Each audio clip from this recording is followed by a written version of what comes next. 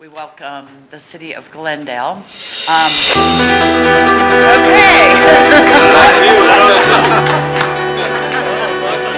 There you go.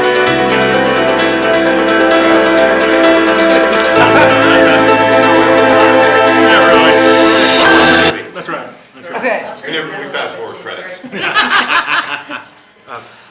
Well, first, thank you so much for being here. This is part of our ongoing economic development, education, and learning what's going on in the world of economic development. I have spent some time with the city of Glendale and have been more than impressed with what they've done and what they've done it with and how they've done it. And I think that it's a great example of a can-do spirit and, kind of the little engine that could.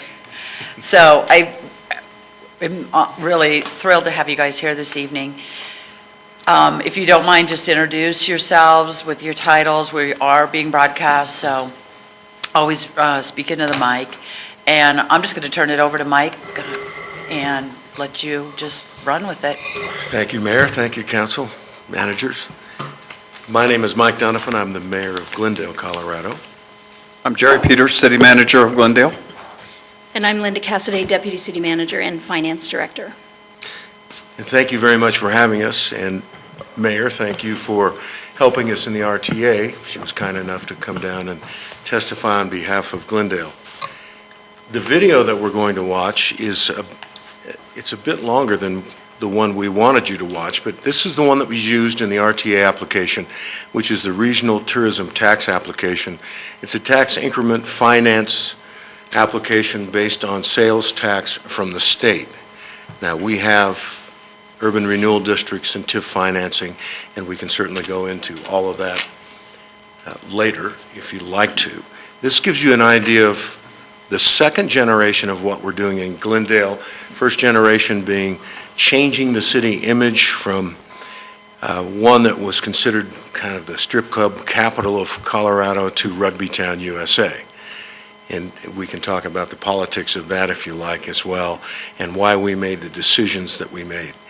I've chaired the Planning Commission for 12 years. I led the Strategic Planning Initiative in 1996 to determine what the residents of Glendale wanted to see happen in their city. This is the culmination of that 1996 effort, the second phase of our redevelopment, the Glendale Riverwalk.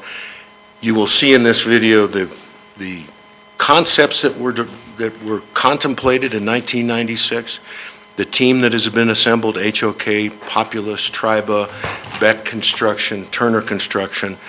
We can talk about all those after we see the video. So, roll tape. Okay.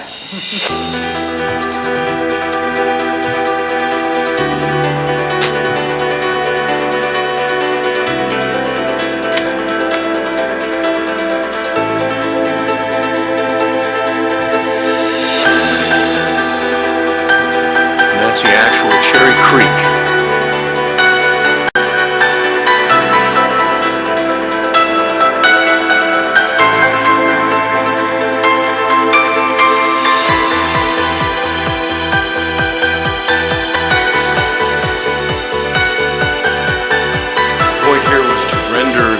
Without actually having to put pilasters in the creek, so we didn't have to apply for 403, 404, loamers and clomers. So you're seeing a real picture of the creek. The north side of that is Virginia Avenue. The south side on the other side of the creek is South Cherry Creek Drive. Bordered on the west by Colorado Boulevard, by Cherry, on the north by Wheatsdale and Alameda. These are other efforts by HOK. They've actually built these in other places. You'll see them at the bottom where those are. HOK and Populous have done 27 of the last Super Bowls, built 4 Olympic stadiums, or stadia, I should say. The concept here is to be robust with bandwidth, all digital. Something that would be interesting for your Colorado, the common consumption law, which allows you, under certain parameters, I'll tell you after the video, to stay open 24/7 and walk from nightclub to nightclub with a beverage in your hand. It's now a state law.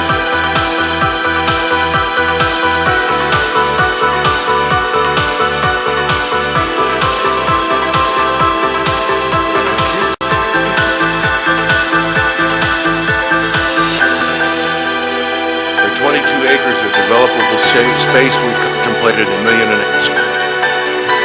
Almost 11 acres of open space in the creek, so we've got a 32-acre development in the heart of the Metroplex.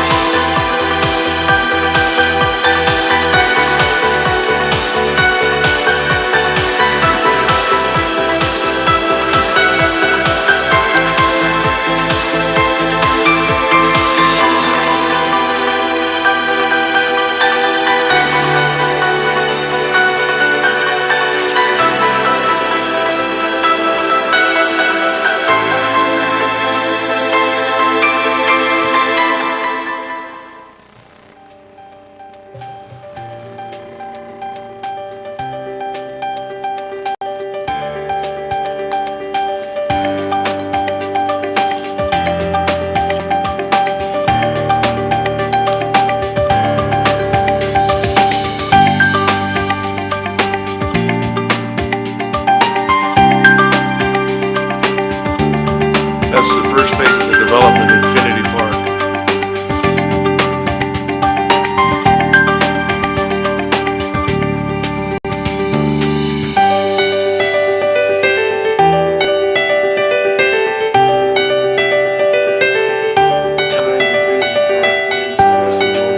Walk digitally.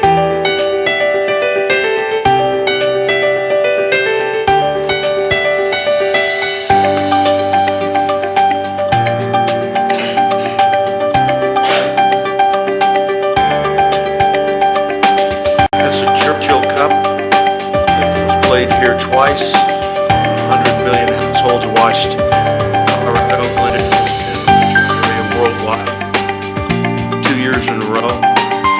We had Russia, Republic of Georgia, Argentina, Uruguay, Ireland, France, Canada, and the United States playing World Cup test matches.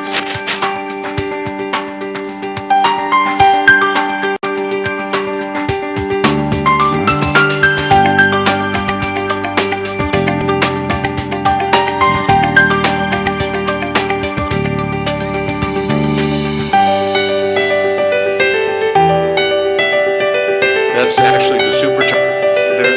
Gives you an idea of the scale. The concept here is that broadcast now is being driven by content because of compression technology and bandwidth. The broadcasters no longer drive that industry, it's the content providers.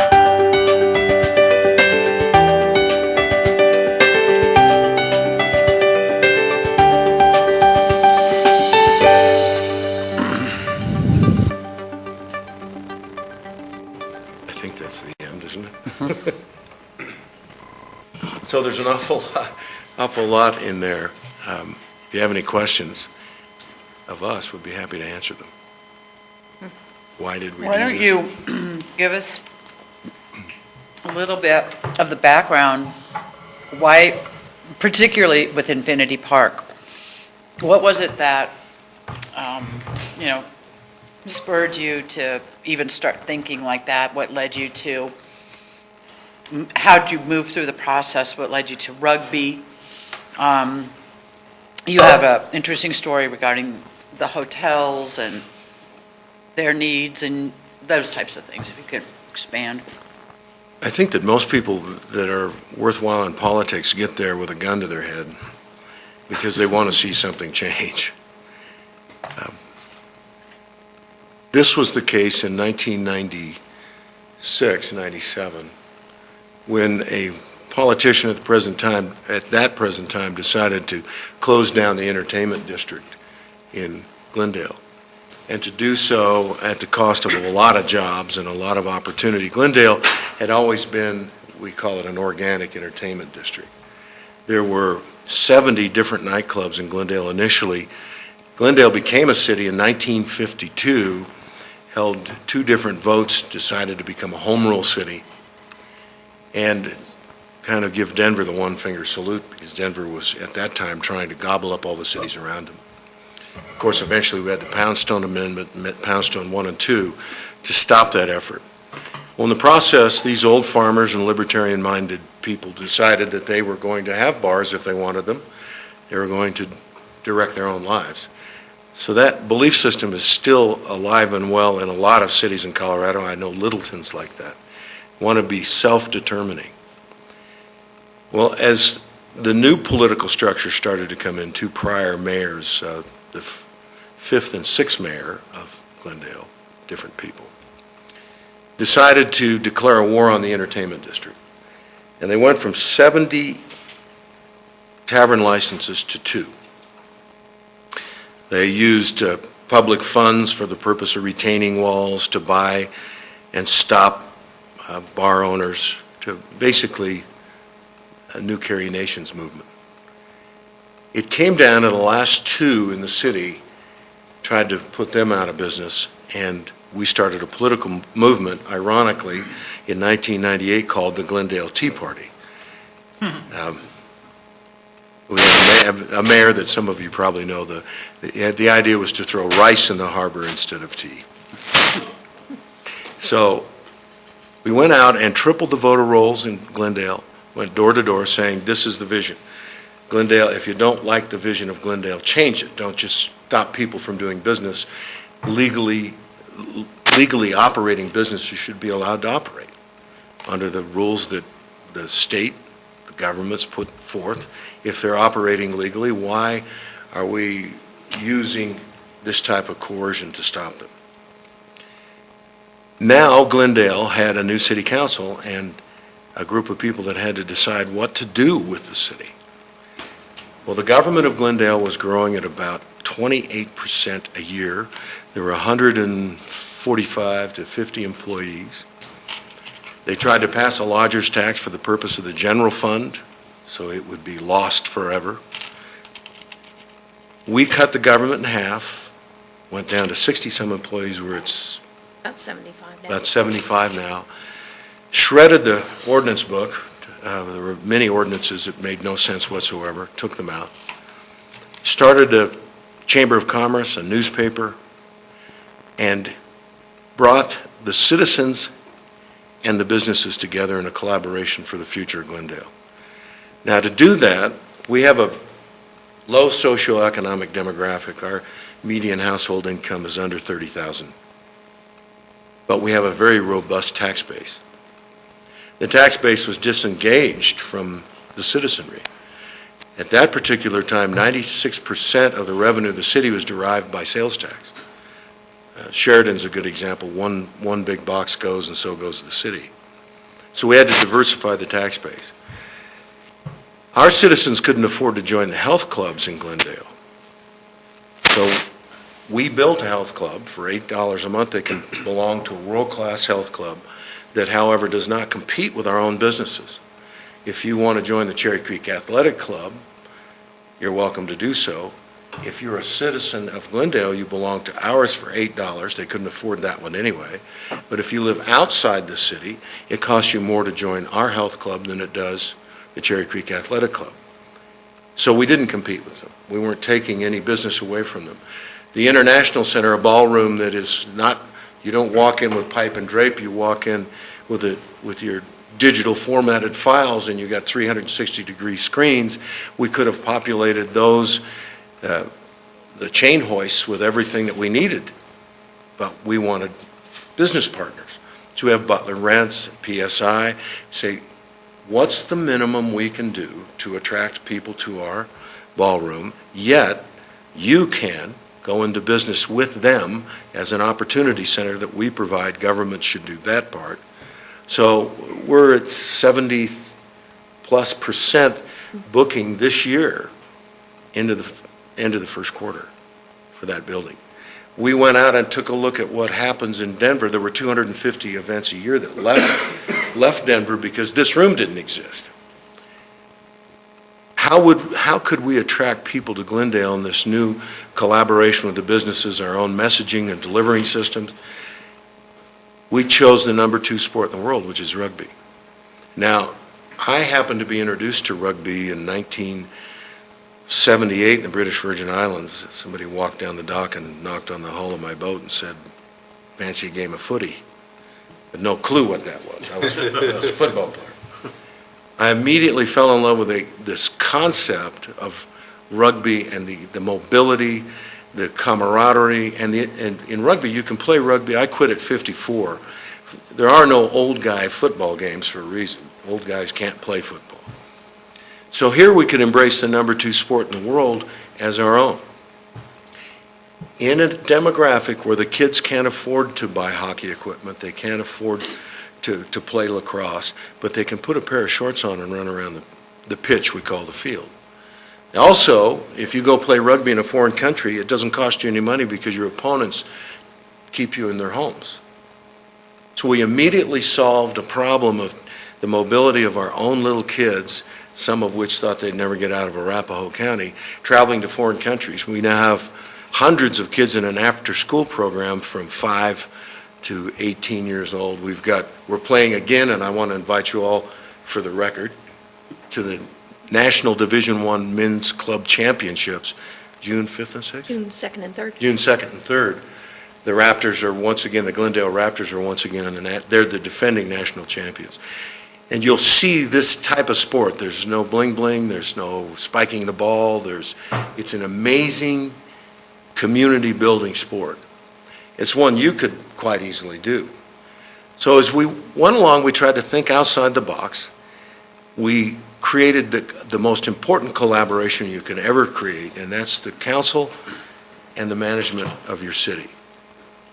To decide that you're going to take a chance and work together, and you all have individual, unique problems that you need to solve, as we did, and move forward.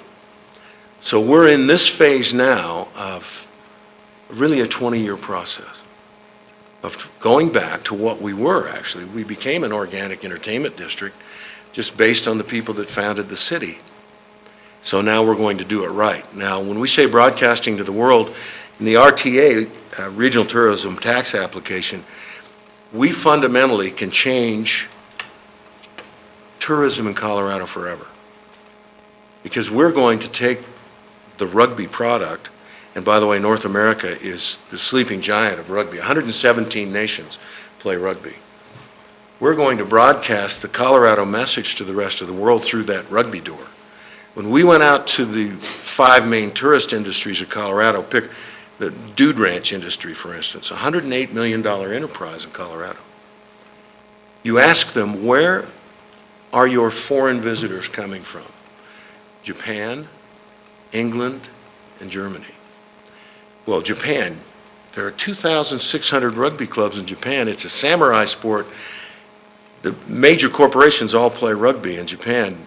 Suntory, a big liquor company, spends $23 million a year on their rugby program. And if they fly to play in Europe, they fly over the top of us. If the Southern Hemisphere, Australia, New Zealand, flies to Europe, they fly over the top of us. So the next thing we built was the world's only high-altitude rugby training center, because we're at 5390. 5390. 5390, more than a mile high. So in each instance, you ask yourself, what does your city have that is unique? And those are the things that we have that are unique. Now, those aren't unique if somebody else decides to play rugby. We would love to see that happen. The collaborations that we need, we feel, in the metro area are the cities surrounding what we call our suburb. That's Denver. We refer to Denver as our suburb now. Because they supply us with all sorts of infrastructure. They supplied us with an airport. They supply us with a convention center, a theater. They're all 4 miles away from us. These are assets that belong to you as well. They're not just Denver's assets, they're ours. And by the way, we don't have to pay for them, which is a wonderful concept. So how do we glue this metro area together?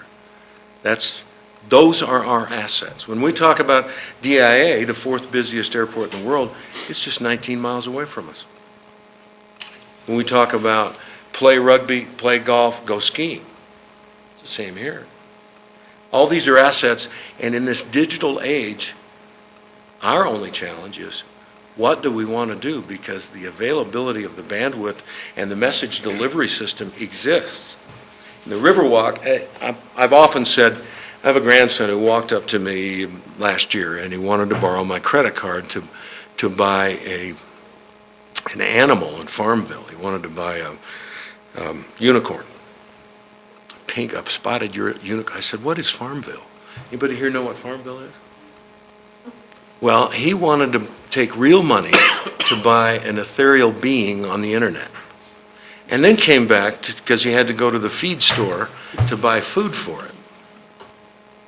That's our future. This is what is going to happen.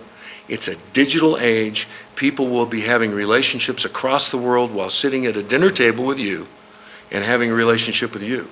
If we prepare ourselves for that message and we do it in a collaborative way, we can't lose. As long as we have the will to do it as a group of people, and we can share visions that we can't quite, the thing about a vision is you'll have a vision, but you must expect it to change. It morphs, it becomes something else. And you've got to be able to go with that flow. You can't be too entrenched over anything other than we're in this together and we're going to succeed. So now we can talk about the particulars, the financing, because it does take money and it does take a lot of hard work. It's not just, there's trouble in River City. With band uniforms. We got the band uniforms. Mike, take a moment to talk about the money, because you leveraged a lot of different sources in order to do everything that you did and found ways to have them work in synchronicity that didn't exist necessarily until you did it. Linda Cassidy is our expert. She's taken our bond rating from a double A minus to a double B minus to a double A minus. That's like growing young. I wish I was growing young. That would be great. That's so cool. We have been really fortunate in Glendale to have the support of our voter base to make the kinds of changes that we've made. So we've really attacked this from two sides. One was we needed to diversify our revenue base. Glendale has a really, as Mike said, robust sales tax base, but 44% of our sales tax comes from two retail outlets, 44%. We have a huge concentration, and the city sales tax at one point represented about 90% of the city's revenue. So if one of those goes down, which it did when Target was redeveloping into a super Target, that takes huge dollars out of the city revenue base. So beginning in 2004, the city started diversifying by. Can I interrupt 1 second? By the way, that's an opportunity as well. When they knock that building down, that's when we put in our urban renewal district. So the basis of our tax increment would be much lower. So it's not always negative. Nope, that's true. So we implemented a use tax, increased our sales tax slightly, and then we got the voters also to approve an open space tax. Now, Glendale, you kind of look at it and say, well, how is there open space in Glendale? Everybody lives in apartments, townhomes, condominiums. We have 3 single-family homes in the city of Glendale. I think only 2 of those are inhabited as houses. 1 is an office. So everybody's in high-rises, nobody has a backyard. So open space in Glendale becomes really critical for people to have parks to play in. So we got our voter base to approve a tax on the businesses within Glendale, a head tax, occupational privilege tax, that would be specific to the development and maintenance of open space, and we use those funds as part of our funding for the Infinity Park project. We also were really fortunate to get our hotels to buy in with us on promoting a lodging tax. And as Mike said, the city had approached that several years before, and it had gone down in defeat, and I think the current city council members were actually aligned against that at the time before they were on the city council. But this time we got the hotels to buy in with us to pass a lodging tax. And the way that we did that was to tell them all the ways that rugby and the event center were going to benefit them. They're very busy during the week, but they go empty on the weekends. So bringing rugby in meant that hotel rooms were filled on Friday nights and Saturday nights. Teams come from all over the country for these tournaments. They come from all over the world for things like the Churchill Cup. And we really promote those hotels so that every team that comes into Glendale is given a list and a direct link to the hotel. The hotels all offer special rates for rugby players coming in. We also built the event center, and for the same reason that when we built the event center, we made sure that the rooms that we had there didn't compete with the existing hotels. So our meeting rooms are of a different size than what the Lowe's meeting rooms are, so that ours fill a different need. They can bring in large events to the Lowe's, and those people can walk down the street and have their big ballroom events or smaller classroom events at the Infinity Park Event Center. The first time we met with the Lowe's to talk about rugby, they sat at a table much like this and told us all the reasons why they didn't want rugby to come to Glendale. This is a terrible idea. Rugby players, we understand, are very violent. This is going to be a bad image for the Lowe's Hotel, and we don't want that. The Lowe's is now one of our major sponsors for the stadium, for the rugby stadium. They have naming rights for the plaza within the hotel, or within the stadium, the Lowe's Hotels Plaza. And they've really bought in. The USA Eagles, which is the national rugby team, stays at the Lowe's every time they come into town. They've embraced rugby because it brings business in on the weekends, and they've embraced the event center because it brings business in on the weekends. So part of what Mike was talking about in getting this collaboration between the businesses and the city is really telling them how they can benefit from the economic development that the city is doing. So you're right, we did a number of different financings in building Infinity Park. It's about a $50 million project. We did a COP issuance of about $22 million in 2006, and that built the stadium and the sports center and acquired some of the land, and then did an $18 million taxable revenue bond issue in 2008, and that built the event center, and then used about $4 million from our open space fund and got a grant from Arapahoe County to also acquire some of the land that we needed for the Infinity Park project. So we've brought in all these different sources of funds to be able to build that project, and it really is Rugby Town, USA. I mean, that area is known around the world for being the best rugby pitch, the best rugby facility in the United States. So it's been a great story. What was there? It was a little softball field that sat right outside the city offices. If you all have seen Infinity Park, the stadium sits just adjacent to the city offices.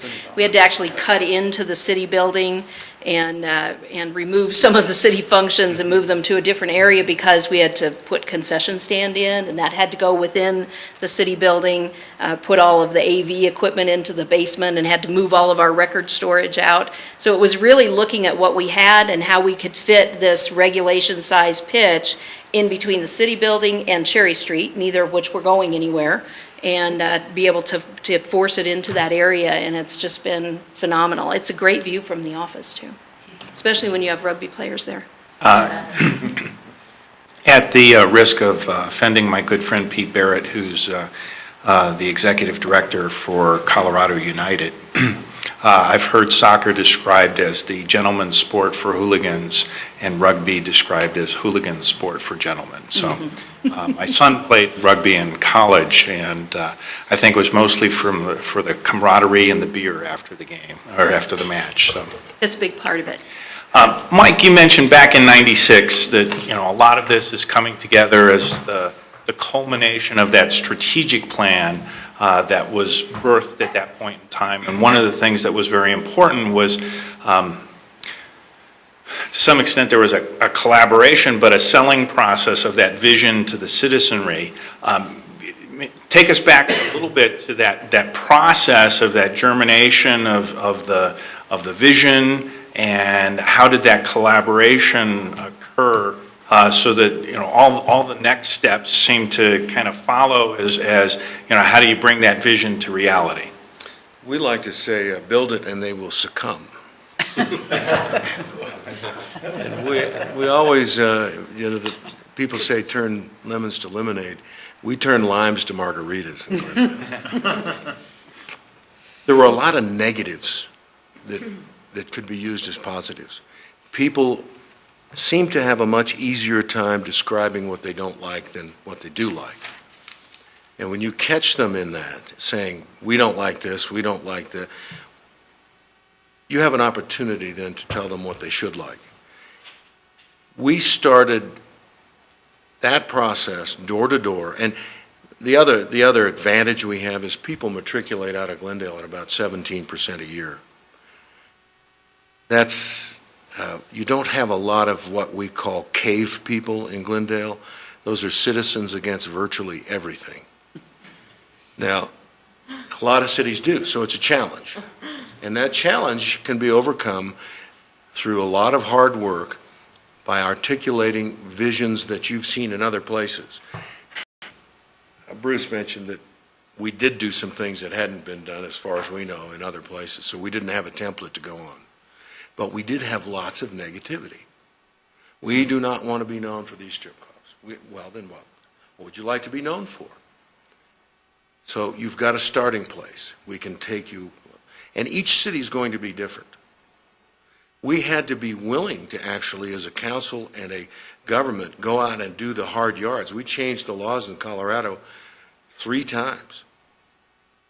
We circumvented the Poundstone Amendment, which was a law that was used by an old administration to give off 30% of Glendale's tax base for the purpose of squaring the boundaries of Glendale, essentially kill Glendale. We resurrected that. We defeated that law in the State House, and we resurrected it and used it ourselves to circumvent the Poundstone Amendment. So now every city in Colorado has the opportunity to annex, with the collaboration or cooperation of a neighboring city, parts of that city for parks and open space. That's how we were able to build the DESO, or the artificial pitch, that filled 2 needs. To have a rugby tournament, you need two fields, 2 pitches. But we also had a desperate need to take care of the kids that were wearing out every grass patch in Glendale with an artificial surface. There's one artificial surface in North America that is recognized or certified by the International Rugby Board. It has a regulation 22 pitch. It's in Glendale. But we leave the lights on so the kids can come play at night. And to think outside the box, we told the gang members in Glendale, we're not going to arrest you for tagging. We will if we catch you doing it. But what we're going to do is take your soccer balls away. We don't get tagged. Because that's their form of recreation. They love to come play soccer. And most of the gang members are young kids. So we'll leave the lights on, but you've got to, that's we'll leave a light on for you. That's our version of positive community policing, and it isn't something we thought of in the beginning. It just, there they are playing. And we got tagged once, and 2 gangs brought the kid in. And we're so efficient in our public works department that they'd already cleaned it up.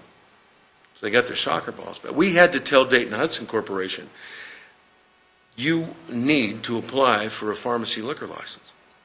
Because we had Arrow Liquors, a big tax base, and they had the lease expire, and then part of the old New Carry Nations movement decided that they were not going to allow Arrow Liquors, a major liquor supermarket, it was $100,000 to $1 million worth of revenue to the city a year.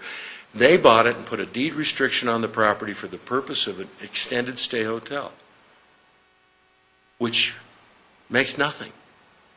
So we said to Dayton-Hudson, we want you to put liquor. Get your one pharmacy liquor. No, we refuse. We're a family organization. Well, they can refuse all they want. You've got to stand tight for what it is your city needs to see happen.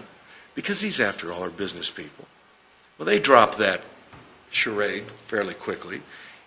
1 aisle of liquor did $7.5 million last year. They're begging for another aisle. The same thing with King Soopers. King Soopers never presented us with a preliminary site plan. Instead, they sued us. 6.5 years later, they lost on all 15 counts in a district court, and there was a building they could have occupied for 6.5 years. Rather, they chose to push the city around because most cities get pushed around.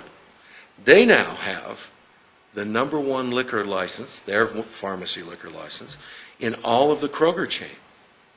They are doubling their revenues. We told them we're going to build a Riverwalk. Here's our vision. We want you to have windows to the south so it doesn't look, we're not looking on Virginia Avenue at the back of a building. No, we'll just sue you. What did that cost them? But they realize we can be your best friend or a real nightmare. We actually did a temporary certificate of occupancy on Christmas Eve for a company. So it goes both ways. You've got to be able to do both. Okay, but Mike, I'm going to take you back, because this is important to understand, because we may be at the germination stage. So go back to '96. I hear a lot about the effort that has gone along, and where did the beginning of the idea, who was mobilized in the beginning? Where was the collaboration in the beginning? Because you've talked about selling it door to door, so something happened before that. Well, Phil, in the beginning, it was purely political. It was an opportunity to turn the citizens against the existing administration. So we started holding meetings, saying they have no vision, we are going to create one. And then we're going to go out and see it through. Now, that gave us a chance to meet all the voters. So the next time we went door to door, we already knew these people. We'd had coffee with them. And you've all been through these types of meetings. They were contentious. You've got your Saturdays gobbled up. And that vision then that was the germination stage of it. And we eventually got pinned down. You said you were going to do this, and we did it. So we started with, most people have a feeling but not a vision. It's very difficult. I said this to our architects one day when we're trying to get out of the box. I said, how many people know someone in their own families or someone else in the last 5 to 10 years has actually rearranged the furniture in their house? Nobody. We get entrenched. So we have to spur ourselves out of that entrenchment. So they were doing that for us, the citizens, and we were doing that for them. Through that, we created a collaboration, through that communication, that moved us forward into the vision. So that was the real issue. It was politically motivated to try to gain political favor and power to win elections. It was not strict, this eleemosynary idea of, I have a grand vision. We weren't thinking of rugby at that time. We were thinking about changing the political will and process of the people of the city to say, we're in this together. The businesses, we're in this together. Jerry was our first director of the Chamber of Commerce, and the Lowe's Hotel gave him a room in the attic. We had 2 members. We now have 320 members. So we've encouraged all of the businesses to communicate with all of the people. And through that, you find some amazing civic leaders. We found all of our council people that way. By going door to door and talking about what would you like to see happen. And most people say, I don't know. Well, join us and we'll think about it. And through that safety, they start to, familiarity. They often think of us in government as untouchable. You can't go talk to that person. Yes, Jim? How have you utilized your urban renewal authority? Very well, I hope. But Linda can talk a lot to that. We, at this point, the Riverwalk is really going to be the biggest thing that utilizes that tax increment. But prior to this, and this is a little bit unusual, our wastewater treatment plant was on Virginia. And that was right in the middle of what we wanted to become the new downtown Glendale. Not really attractive to all the people coming down to eat and drink, to be sitting next to a wastewater treatment plant. So we needed to get a loan from the state to decommission that plant. We got a $10 million loan. Now, we have a very small base of water and sewer customers, as you can imagine. I mean, we've got probably 300 customers, so it's going to be really tough to repay a $10 million loan with 300 customers. You're going to have huge water and sewer rates. So we thought, how can we utilize this being in the urban renewal area to be able to repay this loan? And so what we did is we sold the property underlying the wastewater treatment plant to the Urban Renewal Authority so that we could then use sales tax increment to pay the loan back to the state without blowing up the enterprise fund status of the wastewater treatment plan or wastewater treatment fund. So that's a really unusual way to utilize your urban renewal area. As we are now developing the Riverwalk, the developer will come in and take out that loan and we'll be able to move forward. But that was a really nice use of the urban renewal area to get to where we needed to be creative and kind of think outside the box of how can we utilize sales tax revenues to pay a loan for the wastewater treatment plant without blowing up what we needed to do for city financing. Initially, the wastewater treatment plant was to be paid for by transfer tax. But one of the prior administrations, as a favor to some landowners in Canada, did away with the transfer tax. So now we had no way to pay for the water enterprise. So we essentially blighted our entire city, not with the idea that we're going to condemn people, but with the idea that friendly condemnation is a tremendous tool. Big tax advantage. Right. So now we went out ahead of time and we got the landowners in the district to share the vision and the collaboration to say this is what we want to do. So all of the tools that are available to us as a municipality become available to our citizens. When they realize that they have the advantages of their own government at their behest, it's a whole different ballgame.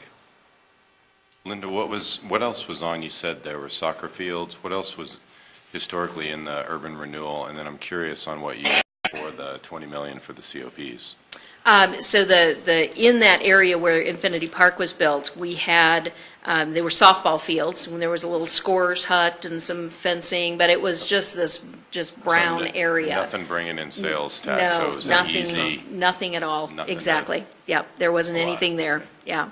And then for the COPs for the $20 million? COPs, what we did is did that through the lease purchase. So we sold that property to the Glendale Building Authority, transferred it, and it's done through a COP. Oh, okay, As so that. you used that property for it, okay. Exactly. Yeah, it got a little bit complicated for us because of course, COPs are tax exempt. And if you've worked, I'm sure, with tax exempt, you have a real low threshold for what private activity you can have. Now, a big piece of the stadium is selling sponsorships, so we engaged a marketing firm to come and sell sponsorships, and as we started out, I was constantly saying, yeah, don't sell too much because I've got this ceiling on how much in private activity we can have on this tax-exempt debt, and it was clear that we were going to exceed that in the first few years, and that was not going to be a good thing to blow up the tax-exempt debt. So we worked with Stiefel Nicholas and with Sherman and Howard and actually got a private letter ruling from the state to say, okay, we're now going to issue taxable revenue bonds, and we're going to trade what we purchased with the taxable revenue bonds, and that's now going to be the stadium financing, and we're going to finance the park now with the COPs. Even though all of that had already been done and had already been the COPs had already been spent, the IRS said, yes, we can understand that, yeah, well, you're going to take like and exchange the proceeds on this, and that got us out of the problem on the private activity issue. So you've got to figure out how to make it work, because I was driving the marketing people nuts. Yeah, don't sell that for too much.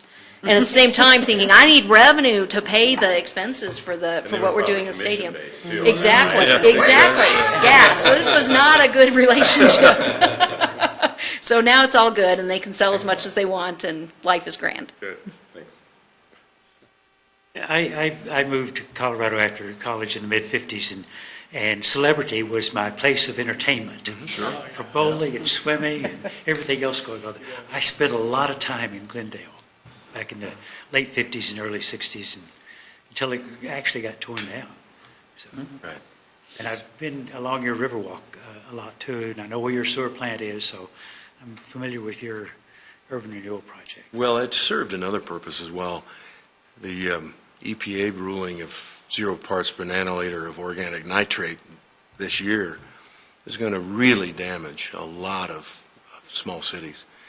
Tell us about it. We own a sewer plant. Yeah, well, then you know, because you all know that stems from Rachel Carson's Silent Spring, when they could measure parts per million.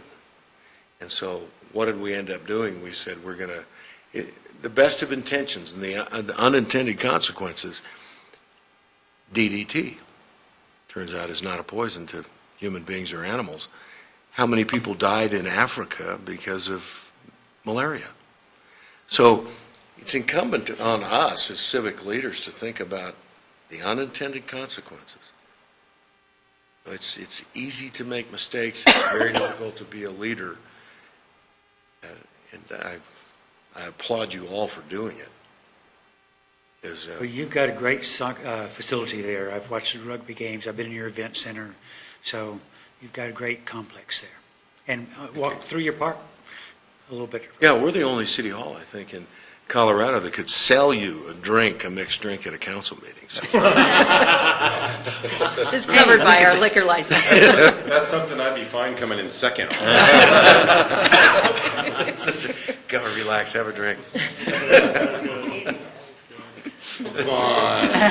Don't you have somewhere to be? They're always trying to sneak it Mike, share with council your size of the community, the population, and then I find it interesting, the statistics on the retail sales from the top 3 and where that places in the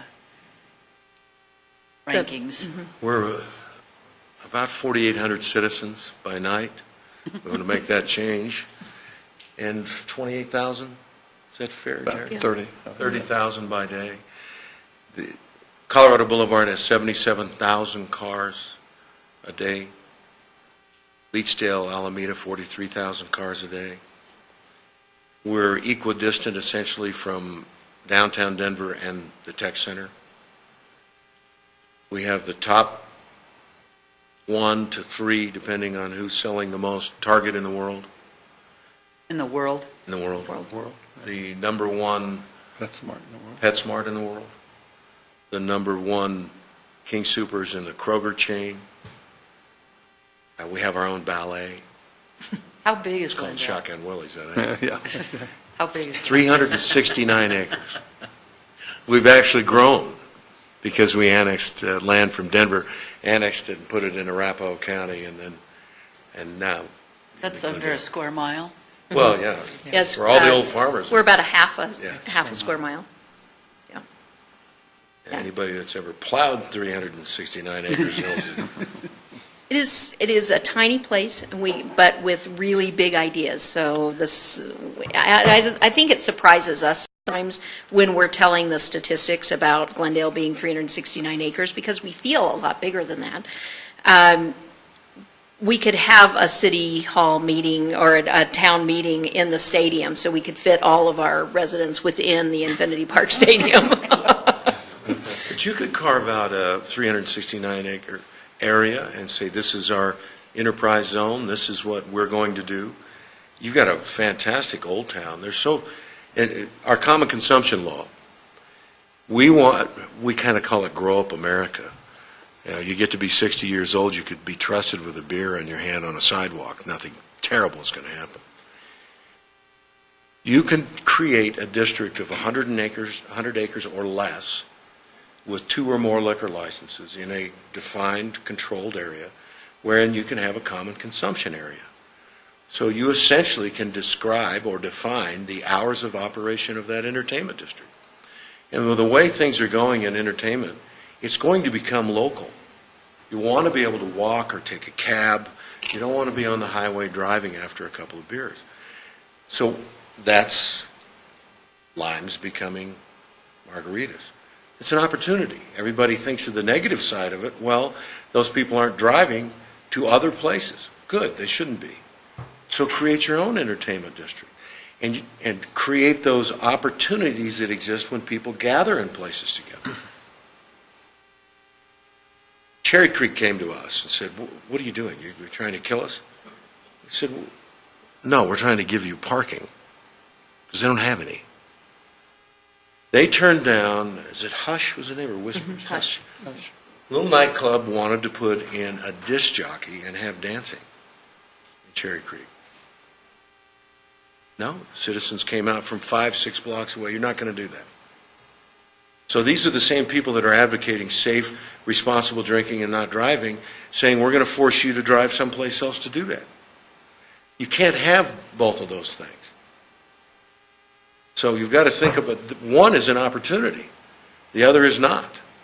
The other... And we have a golden opportunity because we're on a light rail line, Absolutely Exactly. right. Yeah, you're right. and they don't have to drive. Right, absolutely right. Perfect. Budweiser is now putting together a pilot program wherein they'll send a high-dollar tow truck out to pick up your car and drive you home so your car's there in the morning. Every one of these things provides us with an opportunity. We just have a tendency to think about the negative aspects of it rather than where does the opportunity lie.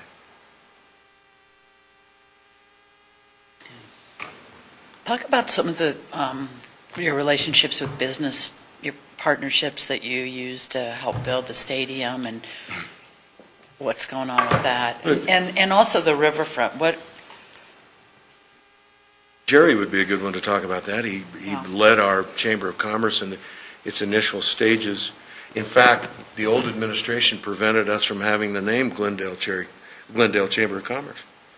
They fought us that vehemently, so we had to take Greater Glendale Chamber of Commerce.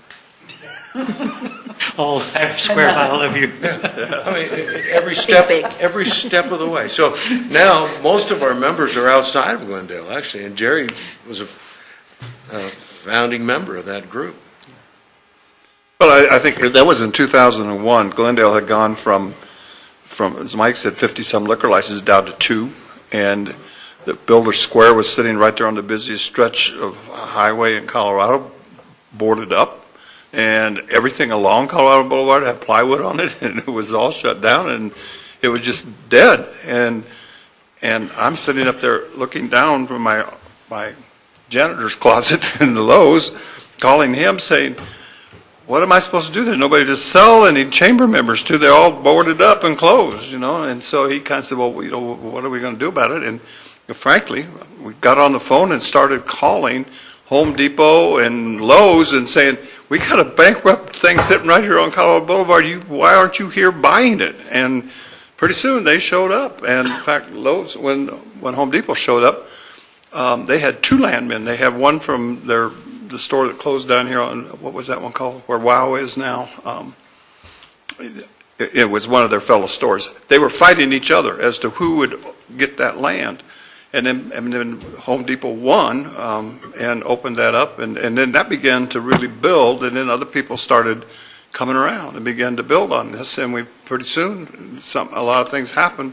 Mike was elected, we got involved, and things got to moving along, and that's how we did it. We said we got to change this, and we just started doing some things that were positive and moving on. And then I think one of the other substantial things that Mike and our council did was we changed a lot of the way you build things. And cities that always designed a stadium, you spend 5 years designing it, and then you go out and bid it, and then you go out and buy the stuff. We said, we don't have that kind of time, sorry. We don't have that kind of time. We can't do all that stuff. So we just started designing 30 feet of that stadium, and then when we had the money, we built it, and we kept moving along, and then pretty soon it all came together at the end.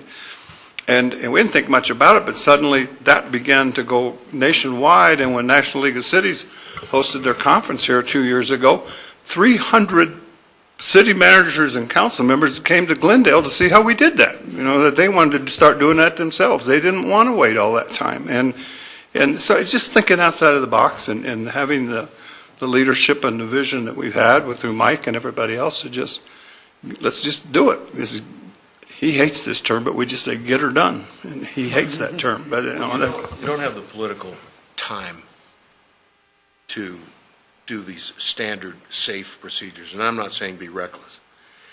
We started out with really schematics, and you can't get a guaranteed maximum price on a schematic. So you'll get a really high contingency, it'll be 8 or 9%. And then you start to value engineer. And you've got to think about all the common sense stuff that you do in your own life. Governments should operate like households operate. If you don't have the money, don't buy it. Very difficult for us to do that. So we would go to Linda, and she said, we don't have the money for that. Well, we've got to think of something else then. So we started with Turner Construction at about an 8% contingency and came in at 2%. So contingencies are based on how far along your design structures are and how much they can bid against the actual design of what you're going to build. And then stay away from change orders, they're death. So now here we are in this phase of it where we're operating kind of as a co-master developer with our master developer. They're absolutely shocked. We say, no, you're not going to do that. We can't do that. This is how we're going to do this. So we went out and did land assemblage, all the O&E, everything necessary to happen before they get there, the kind of stuff that the common developer who wants to stack up a bunch of doors and leave town isn't going to do in our town because that's not our vision. So you have to be absolute stewards of the vision and at the same time allow the vision to change when it needs to change. And you've got to do it when you have the political will to do it. We're all termed out at some point, thank God. One of the things that we did in building Infinity Park that was really successful for us, it was a very collaborative process. So it wasn't just Turner Construction and the architects in the room. It was somebody from the police department so that we were addressing security during the construction. It was Public Works because they knew where everything was buried and how we needed to connect to everything in the city. We brought in a person who specialized in broadcast so that she could determine where the broadcast platforms needed to be, where the camera angles needed to be. And we brought in a marketing person at the front end to say, this is how big the walls need to be in order to have sponsorship signs that you can actually charge significant funds for. So all of those people were in weekly meetings, and each one of them contributed something to how the stadium was built and how the event center was built and how the park was built. We had to acquire 2 pieces of property, one that we acquired from the Theatine Fathers, which is Meet in Rome every year, once a year, over Easter. the longest negotiations ever, because you'd make an offer and they'd have to go back to Rome with the offer. So it took 3 years to negotiate the property. Three Easters to get done. And then acquired a big set of 3 apartment buildings. All of that property was in Denver. So that's where we wanted the Infinity Park complex to expand to, and that's where we did this land exchange with, not exchange, but actually we're able to bring that land into the city because it was all for park purposes. So we went from 355 acres to 369 acres like that. And we quadrupled our sex offender list when that apartment. And bed bugs. They all moved to Glendale. We demised a street as well. That gave us more developable land. Yeah. So but we thought about doing this years ago, and so we had to go change the state law to do it. But those laws are now changed for you. Did you use much condemnation? Didn't use any. None. They ended up not using it. Right. If you explain to people that that's a double-edged sword, that you can use as a landowner if you like, cities should be partners. It's pretty rare that you can't get somebody to see it, especially now that it's been done in this fashion. It's not so difficult for other cities to see. They can go do it. I don't think we're going to have any. We win the RTA. Yeah, exactly. Well, and on the Riverwalk area, there are 5 major property holders, with the city being one of the major property holders in that area. But we involved all of the property holders during this process of planning what the Riverwalk was going to be, so that it could be their vision as well. and they could buy into that and see how they could be involved in it. And, you know, we're working now on the land assemblage, and that makes it a much better process when it's a collaborative process. They already know what we want to do with it. There's not been any secret meetings. They've been involved from the beginning in what this could look like and what this area could be. So it gets everybody on the same page. They know that there's going to be acquisition of their property, so it hasn't been a secret, and it's been very collaborative with them. There's a state agency there, is it Health Department? Yes. Is that caused any difficulties for you, having a state agency Well, they next to can that? see every single thing we do, so you have to be very careful on your building. We know that everything we build has been inspected thoroughly before it's ever been done, because they're low on travel budget, so they spend a lot of time at our projects, yes. Yeah, make sure that you're complying with all stormwater Yeah. regulations when they can look out their window at your construction site and make sure that everything's done properly. And CDOT's only a block out of Glendale, Right, so we have another one. We haven't All had been any, fine. we haven't had any issues with them, though. okay. It's been good. Does anybody else have any questions? We need to probably wrap it up in about 5 I was minutes. just going to say, I missed Chuck tonight because he and I always have this big discussion about cars. I'm so sorry, I didn't realize Chuck was going to be out of town tonight. Oh. He's at the Accelerate Colorado in Washington, D.C. this week. Thank you guys for coming. We will invite you to come visit our city council meeting. It's going to begin in about 15 minutes. And sit in, watch, see how a big city Serve you a drink, though. And you're all invited to the rugby. Anytime, yes. Absolutely, Please we come would by. love to have you all at rugby, and so please, I'll leave cards, and please just email me and let me know when you'd like to come to a game, and we'd love to have you there. Thank It's a you. lot of fun. Now, you're on TV, so maybe somebody's watching. So Absolutely. give them an idea of how much it costs. Oh, good point. It's a very affordable entertainment. So most of our rugby games are $6. Glendale residents get in for $4. So $6 for a game, and that gets you into all games that go on during the day. So that can be high school rugby and women's rugby and men's Division II and men's Division I, so you can have a full day of rugby. We've got some really cool things coming up. May 26th, we will have our academy team, which is our high school team, playing against a high school team from Bridgend, Wales. And then June 2nd and 3rd is the Men's Club Championships, National Men's Club Championships, and that'll span 2 days with the semifinals on Saturday and the finals on Sunday. Should be great. We're hoping to be repeating as the national champions. And then on June 16th, we have an international test match, the U.S. against the Republic of Georgia. So that ought to be a lot of fun. That should be a great match, going to be broadcast live on Universal Sports. That game starts at 7. And in August, we've got 2 big sevens tournaments. Sevens is the new rugby game, not new, but the rugby game that will be in the Olympics starting in 2016. 7 men to a side, 7-minute halves, 1-minute halftime. They're very fast games. And we've got the Serevi Rugby Town Sevens on August 11th with teams coming from all over the world. And August 18th and 19th, we've got the Armed Forces and International Defense Sevens with all branches of the U.S. military, in addition to the British Army, the Australian Army, the French National Forces, the South African National Defense Force, and the Royal Air Force. So it's going to be fun. We need another slash on that job description. Executive or rugby extraordinaire. And Linda, on your card, does it have the YouTube link to Rugby Rules? It should. But, you know, we have people in the stadium during the rugby games, and Debbie knows this, that are our Rugby 101 people, and they wear little jerseys that say Rugby 101, ask me about rugby, and we put them in the stands to explain rugby to people while the game is going on. And they Where roam were they through when the I was stadium. watching my son play? You need to come out again. And by the way, kids under 12 are free. So Yes, it's $6 absolutely. for the parents and the kids are free. Yeah, it's a great time, great, affordable time. We appreciate your coming out. Yeah, Thank you. Thank you for having us. Thanks. And enjoy the council meeting. Thank you. Okay, we will break and resume with our regular meeting at 7. I heard about that. Luckily, I was sick.